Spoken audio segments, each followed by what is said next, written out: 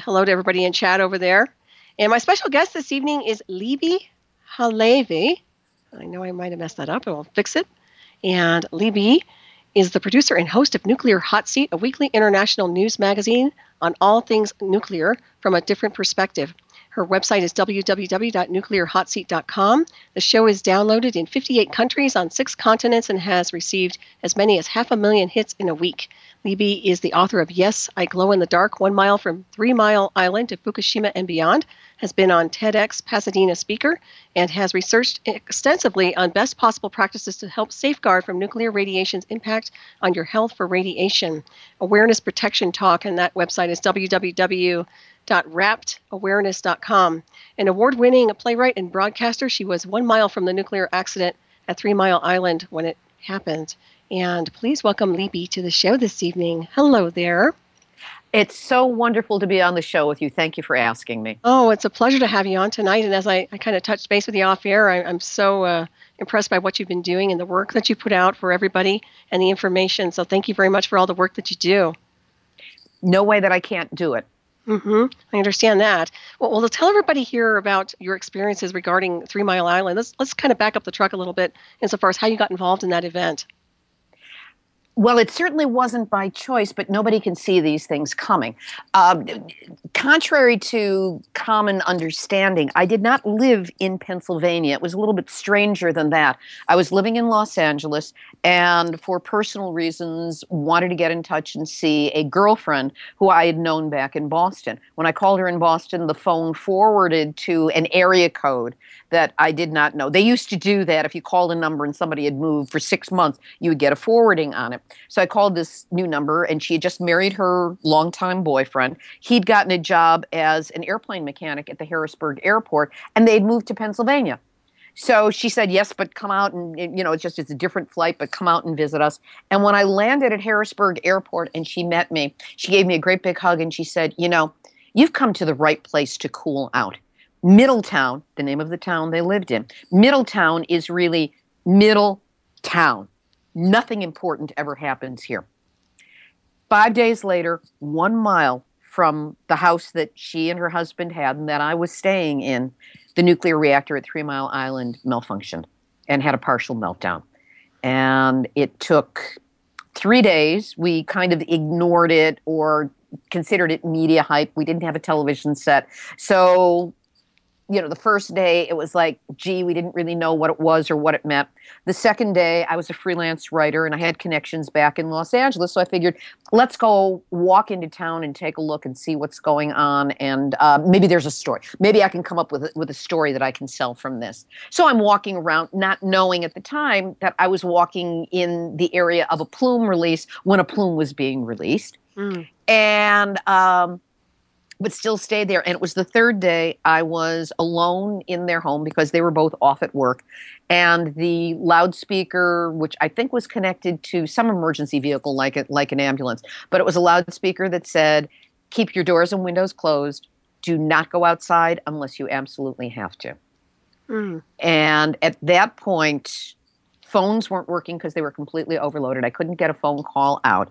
They didn't have a television set. I don't know. They may have had a radio, but I wasn't thinking clearly at that point. I was alone in the house. There was no transportation available to me.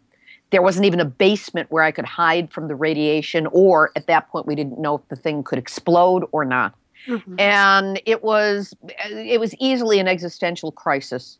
And much shifted and changed for me in the time that I was alone in the house until the friends showed up and we evacuated. And only once we were evacuated did we see a television report.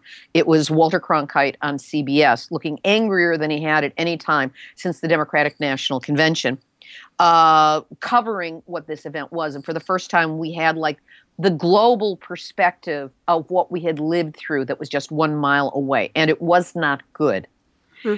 And in the wake of that, I tried to be an activist, but when I went back to Los Angeles, of course, but I was too post-traumatic stressed out. People there didn't understand the immediacy of the problem because they were on the West Coast and it happened in this little place in Pennsylvania. So you mean you're not over it yet? And I learned to not talk about it, and I just stuffed it and I ignored it. And I did nothing as a nuclear activist. I even ignored Chernobyl when it happened because I figured Everybody else is afraid of nuclear now. Great. I already know what it's like to be afraid of nuclear. I don't need to go there. So I paid absolutely no attention to it until Fukushima happened. And it was like a mule kick. If 3 Mile Island had mule kicked me out of my life, Fukushima mule kicked me back into it. And from the first notice that there was a nuclear reactor involved or any kind of nuclear involvement at all, I mean, the earthquake was horrible. The tsunami was tragic. But then I heard about the nuclear aspect, and immediately everything I knew about nuclear post 3 Mile Island, and indeed left over from the Cold War era, which is the time that I grew up in the 1950s, where it was the propaganda and the Red Scare that the Russians were going to be the ones to, have this radiation coming at you because they're going to explode a bomb and they're the bad guys and this is what radiation does to you, when they told us the truth about radiation. All of that came washing back, and I became obsessed with what was happening at Fukushima. Wow. Yeah, this is incredible information. And of course, Fukushima is so disturbing because they shoved that right under the carpet, as you well know. And of course, we can't get any information insofar as what's going on with that. Well, some of us are working on it. I mean, what has happened in Japan is that, for your listeners, I'm sure they're aware, but I'll just recap. 3 reactors went into meltdown, and the propaganda out of Japan is, and from the nuclear industry is, oh, the tsunami created the nuclear problem at 3 Mile Island. Well, it's more complex than that. First of all, we have reports from before the tsunami hitting of the workers running out of 3 Mile Island because the pipes were broken. The steam pipes that carried the cooling water and carried the steam away were broken, meaning that the cooling system had already broken down from the earthquake. Earthquakes are common. Tsunamis are not. So it's easier for the nuclear industry to make us believe that it was a water-based compromise rather than something that happened because of the earthquake initially. Of course, the tsunami made it worse. And there were also spent fuel pools there. With spent fuel is a little bit of a misnomer. The fuel rods, which all contain, when they're used up for being able to be used in the facility itself, in the reactor itself, they come out in bundles, and each of the rods, it's called spent fuel. But it's not spent because what it contains, every one of them, is weapons-grade plutonium. And since there's no place to store the spent fuel, it is put into cooling ponds that are exposed to the outside, and which at Fukushima, the design of the reactors were on top of the building. And in Unit 4, Units 1, 2, and 3 were the 3 that had the meltdowns. Unit 3 was the one that had the explosion on March 14th. The entire event started on March 11th. So the explosion happened in that unit, Unit 3, on March 14th. But that damaged the building of Unit 4, which at that point had been offline because they were in a refueling process, which meant all of the fuel rods, not only from all the years of operation there, but from the current nuclear core, were up in the spent fuel pool on top of Unit 4, which was damaged by the explosion at Unit 3. So this was all tremendously compromised. And Japan got hit with its own plume of radiation going to the west, but and that hit Tokyo very hard. But for the most part, the wind blew it to the east, meaning over the Pacific Ocean. But what that meant was that, A, it was going into the ocean, B, it was heading towards the west coast of North America, specifically from Southern California going all the way up through Alaska, with the real hot spots being British Columbia and down through Washington State and into about halfway down to Oregon. That's like the sweet spot of what got hit with the plume. But what's interesting in terms of the media coverage is that they announced in the beginning that there was going to be a plume of radiation that was going to take 8 days to reach the United States. And there was a countdown day by day. And day 4, they were talking about the plume was going to hit on day 8. And as of day 5, there was no discussion of plume anywhere on U.S. media. Right. So yeah. It was a blackout just about. Yeah. And since that time, there have been lots of things that have been at work in Japan, including a Secrecy Act, to keep the information damped down so that their propaganda machine can be in charge of what we hear and see and know about Fukushima, as opposed to we were getting all kinds of insider reports before. It really did damp down the coverage, but there are still people getting information out, and while the government and Shinzo Abe's people are trying their best to restart nuclear reactors and make it so that it seems that, Fukushima's over. Come over here for the 2020 Tokyo Olympics, where the athletes are going to be training and competing on contaminated ground from Fukushima. And they're also building facilities there. They're building stadiums and housing for athletes, and possibly housing for people for the events on the contaminated ground in Fukushima, to convince everybody that it's okay, when it's not okay. Right. It's not okay. Not at all. It's insanity in motion. It amazes me how they just want to create this smokescreen about everything, insofar as just hiding the information, and it's hidden in plain sight. Obviously, with anybody with a firing neuron knows that this is a very serious issue. And of course, I don't think they're really taking the time to measure any of the radiation levels here, even on the West Coast. I talked to fishermen over there in Alaska. They're not even checking out to see what's going on with the salmon out there to see if it's radioactive or not. Well, the salmon run is one of the things that has been severely compromised. I mean, there have been a lot of pictures online of diseased salmons that have all kinds of, growths and mutations and things like that. But what we need to look at is what the salmon run is like, and there are places where the salmon have disappeared. Mm-hmm. Now, there are other compromises with the ocean. There's been acidification, or whatever that word is. There have been problems with the warming of the ocean. There have been toxic algae plumes. So there's a lot of compromise in the ocean. But having said that, to not consider the fact that between 300,000 and 400,000, I think it's gallons of radioactive water, highly radioactive water per day, is leaking into the Pacific Ocean from Fukushima, because they can't get to the cores. They can't get to the corium, which is what the molten core is called, because it's too radioactive. A human being wouldn't live more than 10 or 15 minutes in there. And the electronics they've tried to send in, the robots, fry. They can't find anything that can resist the radiation long enough to get them a decent picture so they know that what is happening. So there's still radiation that's coming out into the ocean at all time, which compromises the plankton. The plankton is the basis of the food chain in the ocean. So even the plankton that survive, if they're carrying radioactivity, they're eaten by small fish, which are eaten by larger fish, which are eaten all the way up the food chain. And I think it's no accident that it's only been since Fukushima, with all these other compromises to the ocean, which we admit are bad and are problems. But it was 4 years ago that the starfish started disappearing. It was 3 years ago that the sardines and the mackerel started disappearing, to the point where canneries in British Columbia, native peoples, First Nations people, have canneries up there for the fish, had to close down because there weren't enough fish to can. From there, we start getting the reports of the fish and the whales and the dolphins and the seabirds and the seals swarming into, I believe it was the harbor in Santa Cruz. They'd never seen anything like it. This happened 2 different times, where they're just swarming and swarming. And the experts are saying, the quote unquote experts are saying, we can't figure out why this is happening. And all I can think of is the scene from Bambi, where all the animals are fleeing the forest fire.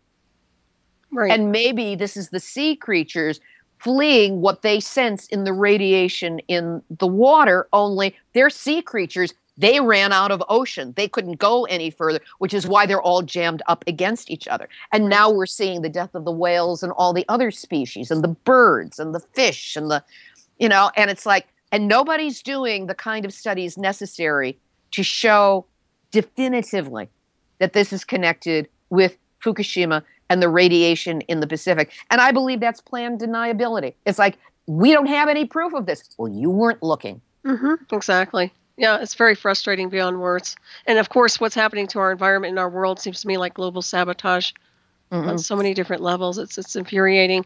And when it comes down to the radiation sicknesses and poisoning, obviously the people are suffering and are still suffering over at Fukushima with some kinds of cancers and things like that. Have you noticed a rise in illnesses over in these areas? Has anybody even tracked the illnesses, potential illnesses, radiation poisoning or anything?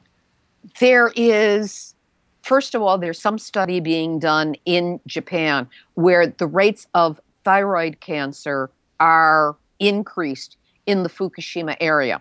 Now, they like to say, well, nobody's died. Well, you can have an operation for thyroid cancer that takes the thyroid out, but it doesn't mean that there aren't other parts of your body that are compromised as well. Mm-hmm. And I believe it was 300,000. I can look this up, but 300,000 individuals who were 18 years old or younger at the time of the Fukushima disaster beginning, because there is no end to this. It isn't going to end. Mm-hmm. This is a big bleeding thing in this. It's like a wound that will never heal in the side of the planet.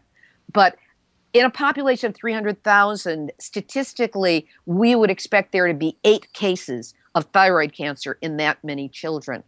And they have been finding between the nodules and the actual cancers, I believe the actual cancer rate is somewhere around 68 so far, and that they have found severe nodules on over 100. And this is just what we know from the information thus far. Mm-hmm.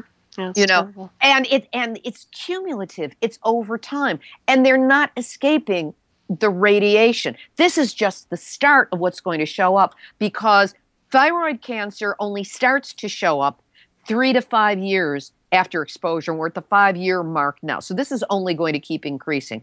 Hard tumors, unless one has had a catastrophic exposure, which many people did have around Fukushima, unless somebody's had a catastrophic exposure, it takes anywhere from 10 to 12 to 15 years for tumors to start, the cancerous tumors, to start manifesting. And then it just continues from that point on. Mm-hmm. What we forget is before the 1940s, when we started messing around with the stuff in the process of creating the bombs and then exploding them, cancer was a rare disease. It was not a top killer of people. It was something like 8 or 10 on the list. I mean, it was down there. And it wasn't anything that we were concerned about. People were much more concerned about things like pneumonia. Right. Yeah.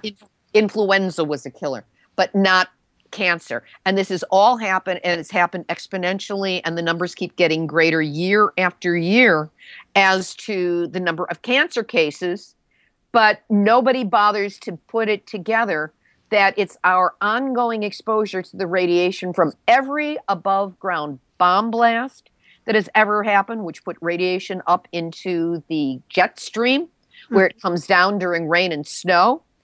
Every weapons manufacturing place that has so contaminated the land around it, the uranium mining that has taken place, usually on native lands, on First Nations lands in Canada and Native American lands here in the United States, the places where there are attempts to store the waste, which we have no secure way to store it, let alone nobody's even looking for a way to remediate this stuff and turn it around to see if there's any way to negate the radioactivity and neutralize it so that we don't have this as an ongoing catastrophe for hundreds of thousands and millions of years from what we have just released in the last 70. Mm-hmm. Right. Well, it seems to me like nuclear power in general is something that we should probably just forget about doing. Shut it down now. We've got to stop creating the waste. Nuclear, the waste, the radioactive, highly toxic, plutonium-contaminated waste that comes off of nuclear reactors is a legacy that will not go away. And we have to stop all nuclear reactors immediately.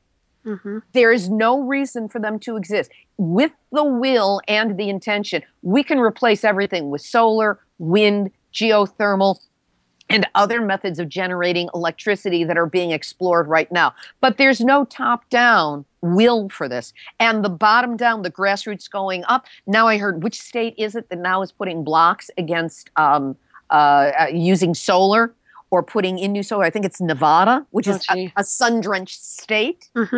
Right. But it's one of those states where they're trying to derail solar because they can't make as much money off of it. I mean, it's psychotic, mm-hmm. It is incompetent, and it is systemic. They have built an entire industry around something so toxic and so destructive that we will never be without its negative impact. And it does have the potential to exterminate all of us. Oh, absolutely. And like you were saying, it takes so many years before people realize they've actually been contaminated.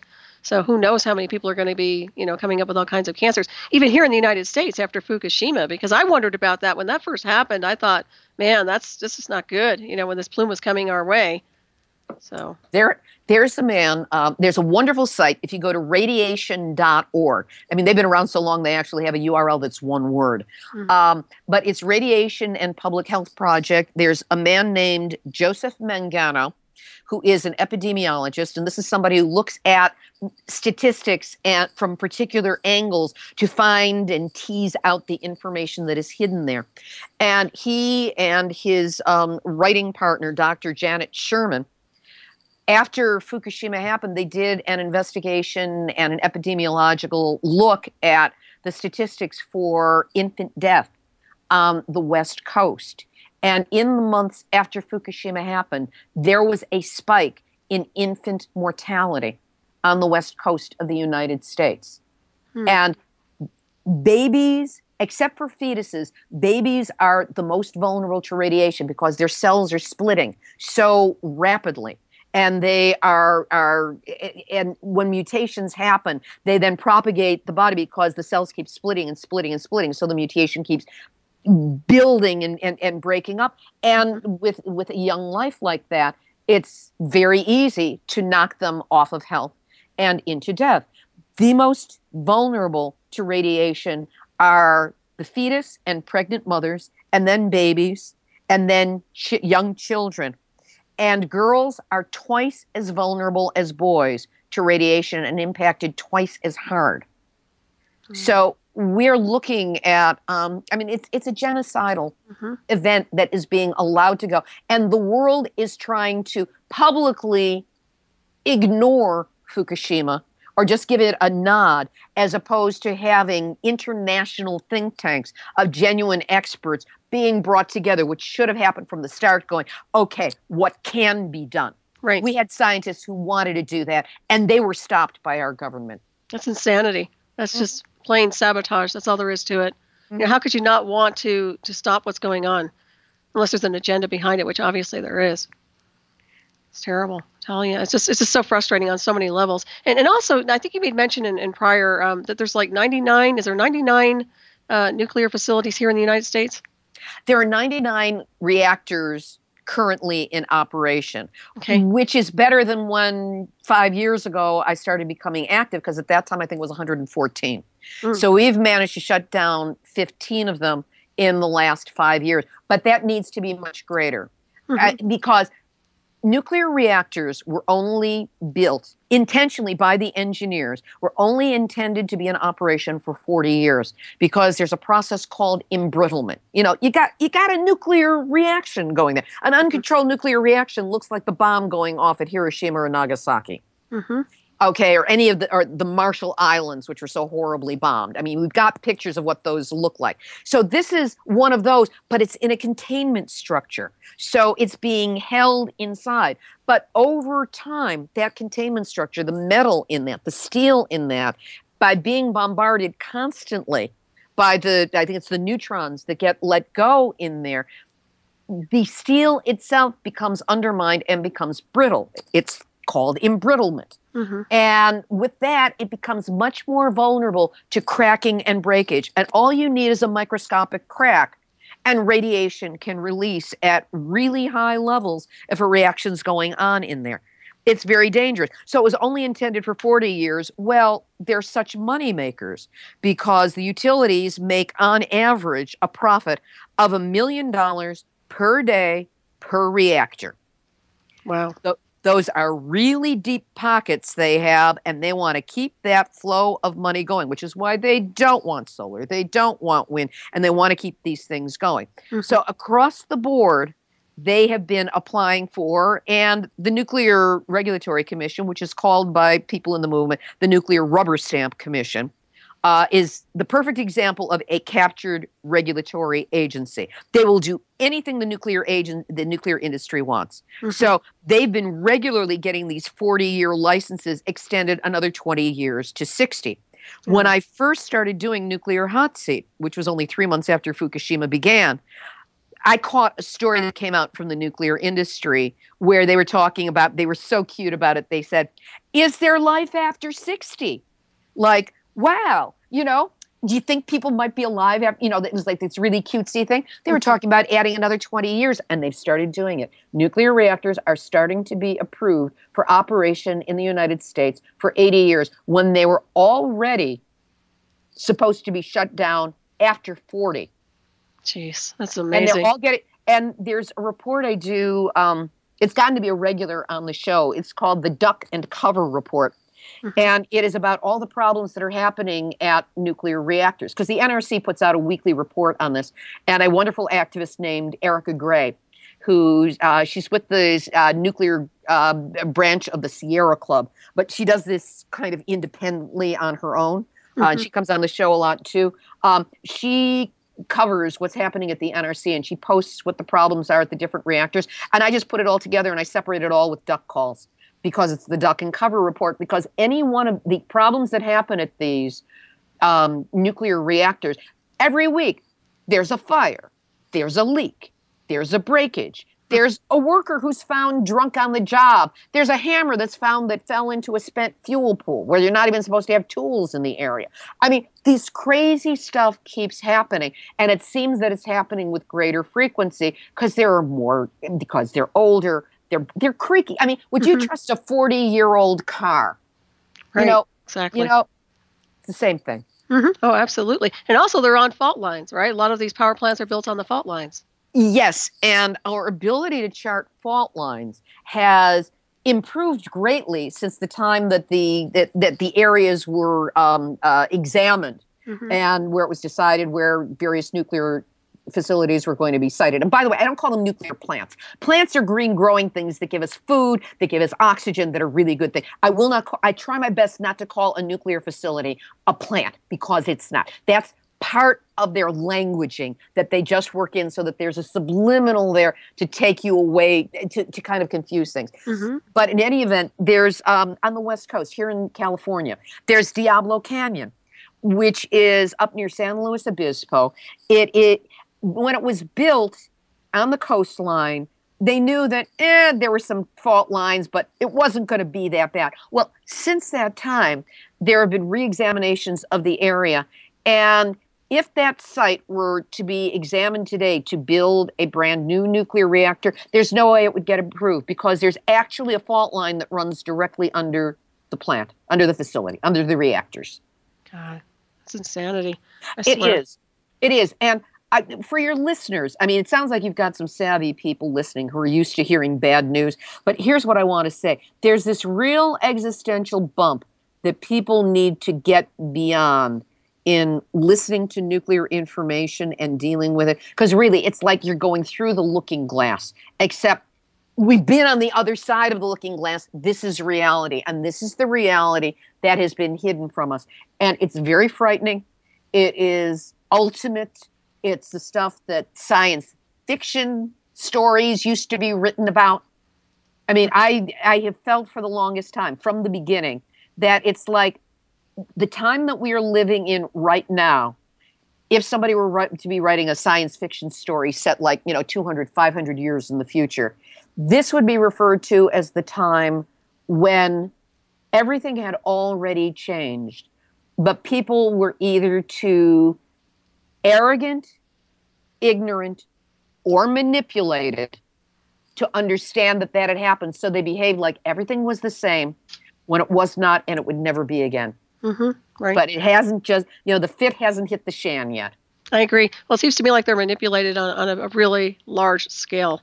And also that you have a lot of psychopaths in the illusion of power who are making irrational decisions. There's no logic behind anything. I can't disagree with you on that. It's just, it just makes me wonder, what happened here. Those of us who are very logical and rational understand, and these people, it's almost like they're putting everyone in harm's way deliberately. Well, there are 2 books I would like to suggest that people read and see if they would surmise some of the things that I've surmised from it. I don't want to get into it too deeply, but one of them is a book called Operation Paperclip. I don't know if you're familiar with this term. Have you covered this at all on your show? Yes, I am. Yes. Okay. So just to renew, these were the scientists, the Nazi scientists. After World War II, there was a race between Russia and the United States to see who could snag the most Nazi scientists and bring them into their own weapons programs. And we brought, I think it was something over 1,200 unvetted Nazi scientists into the United States to get directly involved in our weapons programs, in our nuclear programs, in our jet propulsion programs. Mm-hmm. And I think it's no accident that some of those people who deserve to be up at the Nuremberg trials as war criminals, but were brought over here with a free pass for themselves and their families to have the good old American dream. I think it's no accident that within, I think it was 8 years of the end of the war, we were exploding nuclear bombs in the Nevada test site on our own land. We were exploding atmospheric nuclear bombs and having our own soldiers in trenches less than a mile away. And then when the bomb was exploded, they were given the orders to charge into the area of the explosion as, quote unquote, a psychological test to see if they would hold up and follow orders and do it. Jeez. Yeah, right. Okay. And it's like, where did thinking like that ever come from? And if you want to go even deeper down the rabbit hole, there is a book called Operation Paperclip by a wonderful journalist, Annie Jacobson. And she tells this story quite compellingly and has footnotes for absolutely everything. I mean, she's a fine, fine journalist. So this is not just somebody saying, it can't be dismissed as conspiracy theory. She's got the footnotes, she names the names, and she's got the documents. The other one, and would have to do a Google search to find the author of this, but there is a book called The Devil's Chessboard. And this is the biography of Allen Dulles, who was he was the founder and the head of the CIA. Mm-hmm. And his brother was John Foster Dulles, who was Secretary of State under Eisenhower. But the family goes back to before World War II being anti-Semitic and pro-Nazi. And and Dulles was also behind a lot of what allowed Operation Paperclip to take place. And if you look at this thread of thinking and arrogance and manipulation and all of that, just read those two books and see what you get out of it. Because I think that we've been compromised from the inside out. And the America that was a great country leading up to, we won the war. We did nukes to do it. But there was a goodness in our country, and there was a caring, and there was a spirit, and that carried over into the Eisenhower years. But underneath it all, there was a cancer. Mm-hmm. There was a cancer of belief and action that it's very sad to see how far it has progressed to eroding America from the inside out. To times, it appears, certainly in this election cycle, that we have created some of our own worst enemies. Mm-hmm. I so agree with you. Yeah, I've always said that it seems to me like the United States is getting gutted from within. Literally, it's just being broken down, and you have a bunch of psychopaths, and I totally resonate with what you're talking about with Operation Paperclip. So, yeah, the mind control programs and all their psychological warfare, plus the tactical hardware they use nowadays with psychotronics, I can tell you all stories about that. But, yeah, it gets really ugly, and a lot of people don't even know it exists. And sometimes they get complacently brainwashed, and they just oblivious to what's really happening behind the scenes insofar as the agenda. Mm-hmm. Mm-hmm. And I'm speaking as someone who 5 years ago, before Fukushima, I was a middle-of-the-road Democrat, far left on human social issues. But I was proud of myself. I was a good American. I voted. I even voted in primary elections. But I didn't understand. And my understanding has come in pieces as in dealing with nuclear and coming up against the various pieces of it, going, how could this and why did this? And then it started revealing itself. And every step down the rabbit hole was, oh my God, is it this bad? It's worse. Is it this bad? It's worse. So at this point, all I can do is report on nuclear in Nuclear Hot Seat in a way that provides context for the stories. Because you hear these little factoids flying around and people go, ah, and then But what do you do with it? What does it mean? What's the larger picture? I try and give people a sense of that larger picture, the context in which this is happening. Next, I provide continuity. You know, you hear something on the news and it's kind of like, there's a story on the news. And then it's gone from the news cycle and you don't hear anything about it again. I provide continuity because with my show being focused only on this issue, week after week, I can revisit, I can evolve, I can do interviews, I can somehow enrich around this. So, and always bringing the history with so we get a chance to understand where this whole thing is and what it consists of and what we are up against. So context, continuity, and at the same time, I use humor. I'll do funny voices. I will use puns. I will use bad jokes. There are always obscure literary references that one person somewhere gets, and only one. I have a theme song. I used to write musicals professionally. I was optioned for Broadway at one point. I had plays produced internationally. I wrote my theme song, which was professionally recorded. I have a regular feature called Numbnuts of the Week, which is for the special piece of nuclear nonsense that has taken place in the last week. That's got its own little theme as well, again, professionally recorded. So I try to bring production values, there's a format, and there's a flow, but always the goal is context, continuity, and keep the movement in good heart. Acknowledge the people who are doing the good work. Do shout outs to people, flag them down, just say, ask for help in signing petitions. This is what our action is this week. Let's get something going. And over time, and I've done, last week I posted number 244.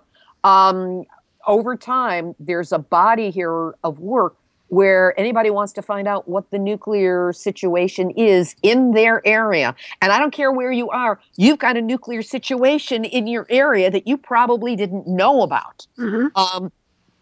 That is what I do on the show.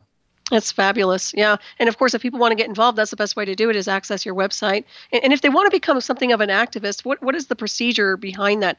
What do you think it takes for somebody to get out there and start really putting their energy in motion to address these issues? Find one piece that makes you angry and get in touch with other people who are angry about it as well. But don't just be an echo chamber saying, isn't this terrible? Isn't this terrible on Facebook? Find an action you can take. I'm always focused on what is the practical action because it's very easy to go around and cry and scream and rant and rave and beat your breast and say, oh my God, this is terrible. The world is ending. That doesn't do any good. But to say, okay, here's a petition. We need your signature and we need you to get this out, post this on your Facebook page and put this around. We're an anniversary, what I call anniversary alley right now because Fukushima is March 11. 3 Mile Island is March 28th. And Chernobyl is April 26th. These are all anniversaries of the major nuclear accidents. But contact your local newspaper, your local radio station and say, what are you going to do to cover these things? If you have a nuclear reactor nearby, a couple of organizations you need to know about where get on their email list so you get the news from them. The two major ones are beyondnuclear.org, great group. And the other great group is, there are lots of great groups, but these are two national ones. The other one is NIRS, which stands for Nuclear Information Resource Service, and that's N like Nancy, I-R, S like Sam.org. Excellent. And both of them, they will send out information and updates and stories and press releases and all of that. They won't inundate you with stuff, but they keep you up to date on what's happening. And and listen to Nuclear Hot Seat. Oh, absolutely. Nuclearhotseat.com. I want to let people know that there is, I've written an ebook, and on the landing page, and I think all the other pages, there is a yellow box where if you put in your first name and your email address, you will receive a free chapter of the ebook, and it's the one where I'm on the ground at 3 Mile Island when it's happening. But that will also put you into my database. You can opt out if you want. And it's an easy thing to opt out. But if you stay in, you will every week get Nuclear Hot Seat sent to you in your inbox. Usually it takes me a couple of days after I post the show because I'm exhausted after all the production. And I do all of that myself. But you will get it like Wednesday, Thursday, Friday of that week. So you will have it. You won't have to go looking for it. And at the same time, go to the website, poke around, because I've got 244 episodes up there. And interviews with people and specials that cover just about every aspect of this. I'm a little light on nuclear weapons because that's like a whole other thing unto itself. But in terms of nuclear energy and mining and weapons manufacturing and what activists are doing, you can get a great education that way. Oh, absolutely. And insofar as 3 Mile Island goes, did you ever have any serious health issues, or did you notice anything with your own body after that exposure? It took me a lot of years to figure out that something was wrong and that it was connected to 3 Mile Island. And what it was that my adrenals basically fried. My adrenals were so stressed out now, be it from what I was exposed to, be it from the emotional stress I went through, which was horrific. And I love how the nuclear industry says, you're just being emotional. Just be happy. You'll be fine. And it's like, no, dude, you're not getting it. You're not with the program. This is a terrifying thing. The appropriate response is, when you're exposed to this, when you're around it, is to be terrified and to get out of Dodge as fast as you can. That's what the proper thing is. But I started going through loss of energy and difficulty concentrating and things like this. And this is cumulative over years. So a certain part of it is, well, gee, I'm getting older. Is that it? Or whatever. Now, pause button on that. After 3 Mile Island, I made radical changes in my diet. I changed over to organics and natural food. I discovered the hard way that my body is not well suited to being a vegetarian, so I do have to have animal protein. But I make it as clean as I can. There are certain foods that I avoid completely. Mushrooms, by the way, are bioaccumulators of radiation. That's what Paul Stamets talks about. He does a TED Talk, and he's very famous for his work with mushrooms. And they're great at remediating toxic waste. But the problem is, it's because they absorb it. They attract it in and they absorb it, which is why mushrooms are not necessarily the best thing for us to be eating. Right. That makes sense.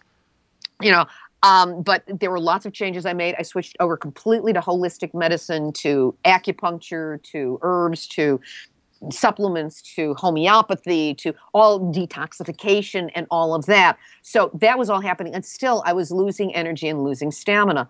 And it was about 6 years ago, while searching for an answer, I was turned on to a book called Adrenal Fatigue, the 21st Century Stress Syndrome. It's by a man named Wilson. And in it, there's a very official, medical test in the front that's very complex but very thorough about your adrenals. And one of the questions I read just stopped me dead in my tracks. It said, "When is the last time you can remember feeling completely well?" And I thought, boy, isn't that an interesting question? And I searched back and I realized that it was before 3 Mile Island. That was the last time I had, my physical strength and energy. And I was a powerhouse. I was a tyro. And, okay, I was depressed after that and it was difficult and stuff. But I never got back to that level again. And it wasn't necessarily radiation. It could have been just from the terror that I went through. But that's just as real. That's not to be discounted. So for whatever reason, I did find a marvelous holistic practitioner here in Southern California who had a very specific blood work-based protocol. She took blood work to know exactly what was there, and she had a protocol for rebuilding the adrenals, which again was more dietary manipulation and supplements. But we started on that program 4 years ago, and I now do pretty well. I'm somewhere between 80 and 90% of where, I might be. And given that I'm 66 years old now, I do a lot better than a lot of people my age. Oh gosh, you sound fabulous, and you certainly don't look 66 years old. So, No, they're pictures from a couple of years ago. no, you look great. No, your energy level is awesome. Yeah, no, Thank that's you. great. I'm really glad to see that. And I was going to ask you about the original radiation level at 3 Mile Island. Did they ever have anything measured? I mean, do we ever really know what it was? No, and here is why. They said that when it came time to measure the radiation, the whatever they had there for the monitors broke. Now, in my mind, for decades, I thought, well, it's because the government always goes for the lowest possible, price point when they're buying things. So they bought some stuff that just malfunctioned. They didn't work. It wasn't until when was it? Hold on. Okay. That was just me. Okay. Make a mistake over here. A couple of years ago, I think it was 2 years ago, I got a copy of the book The Warning, which is out of print now, but it's by a man named Mike Gray, and it's all about 3 Mile Island that was written very shortly after the accident happened there.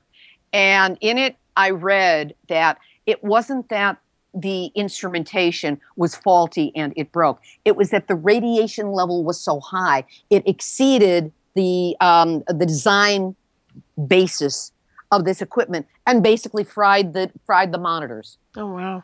So it wasn't like a thermometer just stopped working. Mm-hmm. It was that it actively fried them out. So we never did get an accurate radiation reading of what was released at 3 Mile Island. Oh, that's terrible. Mm-hmm. Yes, there's no way of really knowing. And what about the people that were there in close proximity? Obviously, they came down with all kinds of cancers. Was there ever a class action suit or anything? I can't tell you every piece of it. Okay. I know there was an attempt, and I know that it failed. There were certain, in the most blatant cases, there were settlements really fast for a lot of money.